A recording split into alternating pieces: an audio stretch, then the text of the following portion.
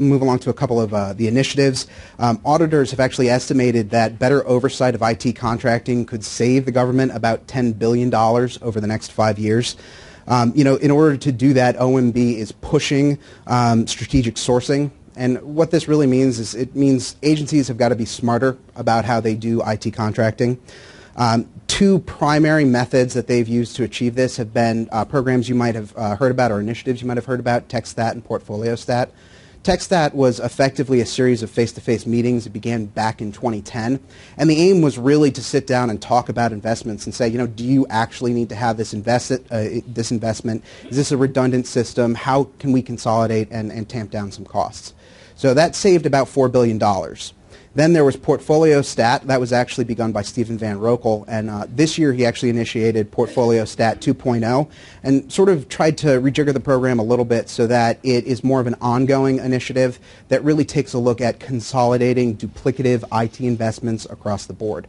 Now that saved about $885 million, which is, not exactly the best news for IT vendors out there, because now government's going to be even more conscious about its contracts. But with all of that, there's going to come some real elements of opportunity. Agencies need to understand where they're being wasteful, where they're spending improperly, and they're going to look towards your tools to enable them to actually figure that out. So there is a silver lining on this cloud, and that's that folks who have business intelligence and analytics capabilities, business improvement capabilities are actually going to find a real market here. All right, now we've been talking about shared services adoption for a few years, but there's finally some real momentum behind it here, and that really comes back to agencies both finding ways to be more efficient and, really more importantly, refocus on mission areas and core competencies while consolidating some of the common requirements here. The change here for this year is the Federal First policy. You may have heard of that. It came out of an OMB memo released in May. Now that's specifically about financial systems modernization, and it requires all agencies who are looking at modernizing those financial management systems to go through a list of shared services solutions, and specifically to go through a list of federal shared service providers, and I'm going to call those FSSPs from now on, before they can go commercial. Keep in mind that that's not retroactive, so anybody who's been working on a financial management modernization initiative to date can continue doing it as they were before.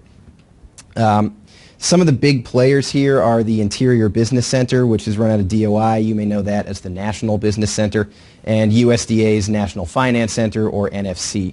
Now, those groups already handle financial systems management for a lot of federal customers, but that workload is likely to increase. And we're seeing larger agencies and even some talk about cabinet-level departments beginning to migrate their functions over there. Those groups have also been successful in managing HR systems as a service. GSA plays a role here, particularly with their e-rulemaking offering. So there are a lot of groups here that those of you who have success targeting financial management and HR functions would do really well to establish relationships with, because some of those requirements are looking to grow in the next few years.